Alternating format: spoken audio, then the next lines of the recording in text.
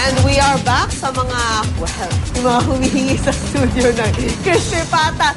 Konting tiis na lang, andyan na talaga. Pero bago yan, syempre, magpapasko na. 13 days to go, Pasko na.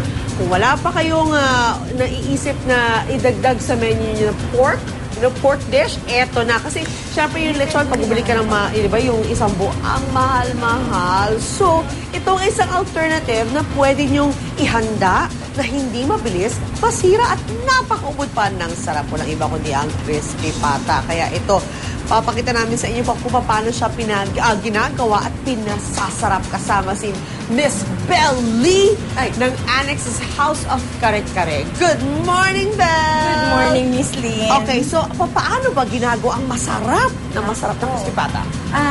Yung first, ilalagay natin siya dito. So, iwawash mo na, diba? Wash, and then of course, wash mo na. And ito yung dito pinakukulo. Ayan. If you look at it, marami na tayong pinakukulang baboy dyan. Oo, hinahanda na natin for today kasi dadagsa na yung mga tao mo. Okay, and then, pagkatapos, gano'n nga pala katagal? 2.5 hours. Wow, matagal. At ang laki ng kaldero. Kaldero ba tawag dyan? Kaldero, Oo, parang gano'n. Parang gusto ko siya uwiin bigla kasama lahat ng laman. Wala lang, for fun. Ang capacity niya is 25 to 30 pieces. 25 to 30 pieces? Wow, okay. So, 2.5 hours. And then after that, ilalagay, ito yung mga spices. Ano siya? Okay. Isa-isa natin. This is celery leaves. Okay. Whole peppercorn, and then garlic, and then konting soy sauce, salt, at saka may sibuyas, onion. Okay. Tapos ilalagay mo yan before mo siya. Doon sa kaldero talaga. Para meron siyang lasa. So yung ano niya, magsisit in na sa baboy talaga yung lasa niya. And then pagkatapos nun? Eto na yung finished product. Okay. Malambot na siya. Okay. And then, ilalagay na natin. So kung nag-order na yung mga tao, per order, bago ilalagay yan. Alright. So, yung ganyan kalaking Crispy Pata, gaano katagal bago mag-luto siya? 5 minutes. 5 minutes sa other side, 5 minutes din yung Kasi other actually side. luto na siya di ba? Boiled na siya. So it's just a matter of making it crispy. Yes, ang aming sikreto, hindi namin siya din-deep fry.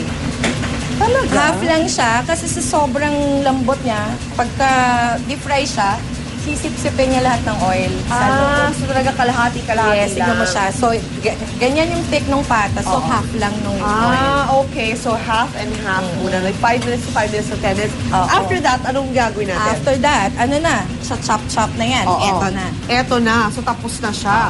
Ano yung magagandang sauce na pang-dip ng actually, meron kaming special sauce dito. Secret special sauce? Templado din to. Pero, syempre, makikita mo kung gusto mo ng spicy. Medyo... Talagyan mo na siyang sili. Sili. Chop-chopin mo mabuti. Ayan. Napakasarap. Actually, masarap kasi kaya pa ako makain. Tikman ko rin yung ginawa ni Miss Belle na chicharon. Nako. Ang sarap. My goodness. To die for. To die for. Ayun na, nahimatay na ako kanina. Nga pala, ang Crispy Pata ay 395 pesos. 395 pesos lang po. 1.3 kilos. Okay, so good for 3 people. Good for 3 person na po yun. But 3 people, depende sa, if it's me, it's 1 for me. So, pero don't worry guys, Igan, syempre meron akong bibigay sa inyo. So, pero bago yan, happy birthday, Gabby Lee. Happy birthday, Gabby. Happy birthday. Pareho tayo, anak ko rin, Gabby. Ayan. So, at dahil birthday, ito yung libre namin sa inyo. Ay, ito na.